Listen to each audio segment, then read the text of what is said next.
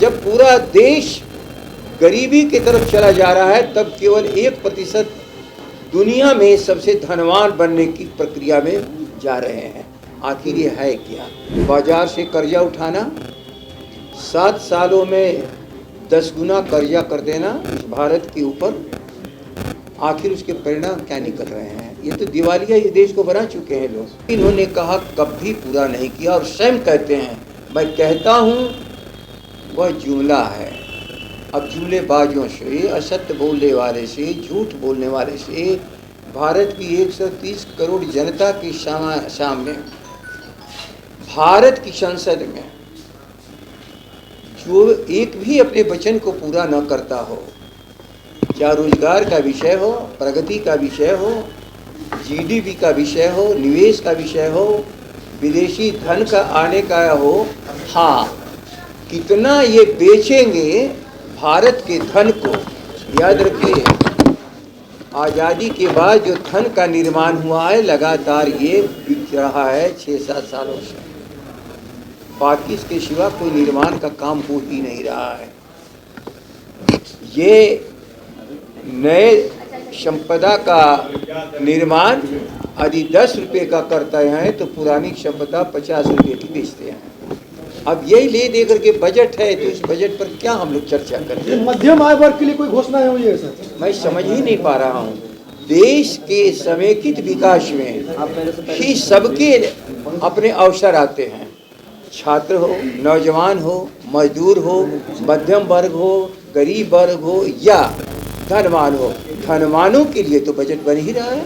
एक सीधी सी बात है कि जब पूरा देश गरीबी की तरफ चला जा रहा है, तब केवल 1% दुनिया में सबसे धनवान बनने की प्रक्रिया में जा रहे हैं। आखिर ये है क्या? और एक बात जान लीजिए, budget commitment to the peoples है। उसी की योजना है कि हम देश को कहाँ ले जाना चाहते हैं, और इनके कथन पर किसी को विश्वास नहीं। अध्ययन हम लोग कर लें। घाटे का बजट, बाजार से कर्जा उठाना, 7 सालों में 10 गुना कर्जा कर देना भारत के ऊपर। आखिर उसके परिणाम क्या निकल रहे हैं? ये तो दिवालिया इस देश को बना चुके हैं लोग। इसलिए इनकी बजट पर कोई पॉजिटिव चीज है नहीं है। हाँ, आई वाच सबके लिए। एमएसपी को लेकर के बहुत उम्मीदें लगी थी आप लोग, एमएसपी को लेकर के कुछ होगा? अब एमएसपी तो कह रहे हैं मैं दे रहा हूँ, वही दूंगा। जिनको दे रहे हैं उनको देंगे, जिनको नहीं दे रहे हैं उनको नहीं देंगे। वो भी कब बंद करेंगे वो कल की बात है।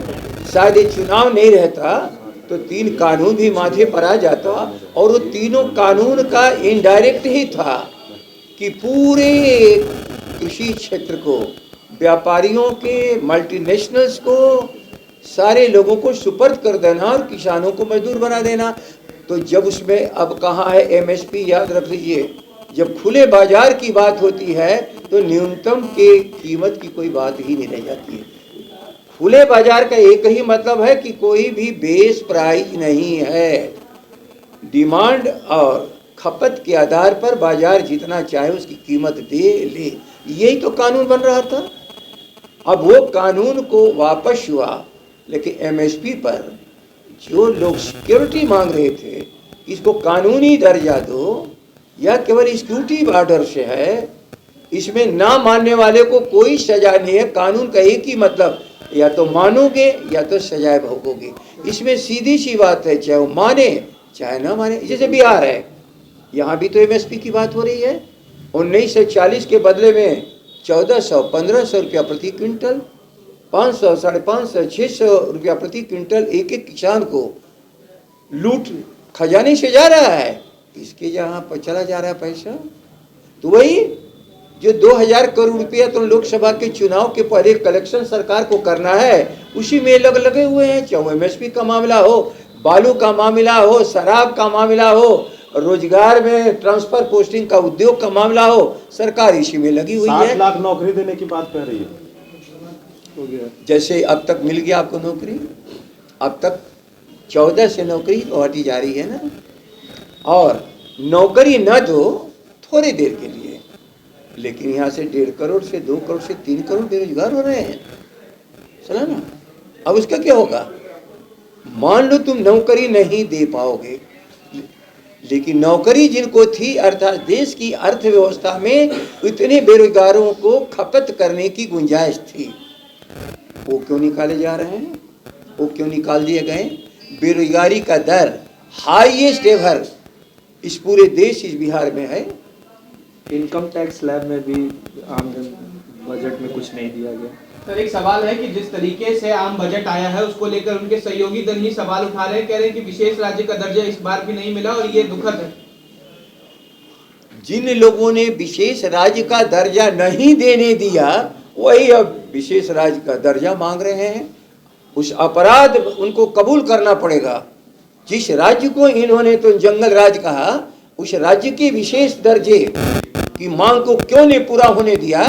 आज समझ रहे हैं कि हम ही लोग सही थे, उसी कदम उसी पर उठाना पड़ रहा है। उस समय रोकने वालों में ये शामिल लोग थे और आज मांग रहे हैं, तो रोकने वालों में आज भी शामिल है। भारत की सरकार का समर्थन जो कर रहा हो, वो मांग किसे रहा है? आप बताओ। आप किसी से अपना फोटो लेकर के खींच रहे हो और कह रहे हो कि फोटो भाई खींच देना, तो तुम्हारे पास तो जा रही है, अब क्या किसके रहे हो? सरकार में है कि नहीं है? इनका मंत्रालय जो भी हो, छोटा हो बड़ा हो, स्टील वाले बनाने के निर्माण में इनके मंत्री हैं कि नहीं हैं? किससे मांग रहे हैं? बिहार की जनता को मूर्ख मत बनावे, इतना ही कहना है मुझे।